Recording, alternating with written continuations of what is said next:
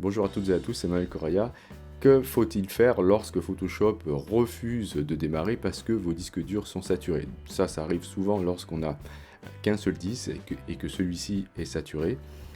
Vous avez la possibilité de lancer Photoshop sur d'autres disques, donc cela suppose que vous ayez d'autres disques. Si vous avez qu'un seul disque qui est saturé, vous devez faire de la place ou alors avoir d'autres disques disponibles, un disque dur externe par exemple, pour pouvoir temporairement autoriser l'ouverture de Photoshop, et je vais vous montrer comment faire dans cette vidéo.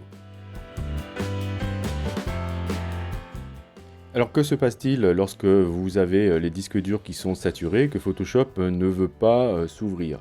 Vous risquez d'avoir cette image au lancement, donc ça dépend bien sûr de la version de votre Photoshop, et rien ne se passe. Alors pourquoi? C'est parce que vous avez les disques qui sont saturés et il y a des messages qui vont apparaître. Alors des fois ils n'apparaissent pas car ils sont cachés par l'image de lancement. Par exemple ici, moi j'ai ce premier message qui est apparu: impossible de charger les styles par défaut car les disques sont saturés. Si je fais OK, je vais me retrouver avec un autre message d'erreur. Impossible de charger les outils prédéfinis, etc. car les disques durs sont saturés. Donc si je fais encore OK, je vais avoir un autre message d'erreur: impossible de charger les expressions faciales, etc.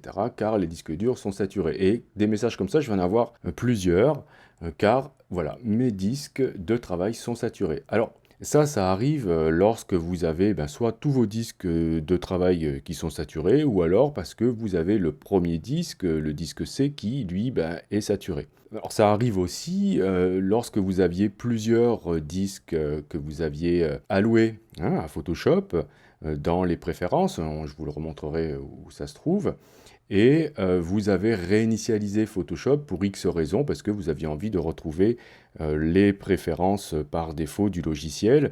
Alors je vous rappelle, pour lancer Photoshop avec les préférences réinitialisées, vous devez soit depuis un raccourci de Photoshop sur votre bureau ou dans le menu de démarrage, ou bien depuis ici l'application Creative Cloud, au niveau de ouvrir, à ce niveau-là, vous devez utiliser les touches majuscules commande Alt, et vous maintenez bien cette combinaison de touches lorsque vous allez cliquer sur ouvrir. Photoshop va vous demander si vous souhaitez vraiment effacer les préférences. Si vous cliquez sur oui, Photoshop aura les préférences réinitialisées, et du coup, il se peut que votre disque C soit totalement saturé. Donc la première solution, c'est de faire de la place sur son disque C. Vous allez enlever quelques gigas pour que Photoshop puisse se lancer. Donc je crois qu'il lui faut au moins 6 gigas de libre, et moi je me suis aperçu que même avec 6 gigas de libre, il ne se lance pas. Il me faut beaucoup plus de place que ça. Alors, il y a une astuce, et c'est ça que je voulais vous montrer dans cette vidéo. Si vous souhaitez indiquer à Photoshop des disques durs au lancement, parce que vous n'avez pas accès aux préférences actuellement, puisque Photoshop n'est pas lancé, vous devez toujours, avant de cliquer sur « Ouvrir » ici, utiliser cette fois-ci la combinaison de touches CTRL plus ALT sur PC, ou commande plus option, ou Alt aussi, sur Mac. Dans ce cas, vous allez avoir cette boîte de dialogue qui va s'ouvrir, et vous allez pouvoir choisir 1, 2, 3, 4 disques. Sur le premier disque, vous allez cliquer sur la petite flèche et indiquer, voilà, si le disque C est plein, que non, le premier disque, c'est pas le C, mais c'est le D. OK ? Et si vous en avez un second, vous pourrez indiquer, comme c'est le cas pour moi ici, si besoin, un second disque. Je vous rappelle que Photoshop est extrêmement gourmand, et plus il a de place disponible, et mieux c'est, car dès que vous n'avez plus de mémoire vive disponible, il va aller inscrire les données temporaires sur vos disques.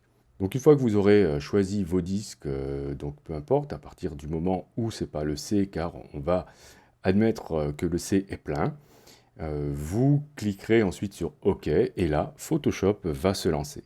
Pour rappel, dans Photoshop, lorsque vous allez dans les préférences, donc CTRL-K sur PC ou commande-K sur Mac, si vous souhaitez assigner des disques, lorsque vous commencez à voir par exemple que Photoshop rame un petit peu, ou que vous voyez que votre C commence à être plein, vous allez aller dans Disque de travail ici, et vous allez pouvoir assigner d'autres disques, bien sûr, si vous en avez, ce qui permettra à Photoshop de travailler d'une manière plus confortable. Donc voilà pour cette petite astuce, hein, et vous pourrez noter que le raccourci se trouve ici, hein, indiqué à ce niveau-là. Hein, donc on nous indique qu'on peut également modifier les disques de travail au démarrage en maintenant les touches CTRL et ALT sur PC ou Options et Commande sur Mac.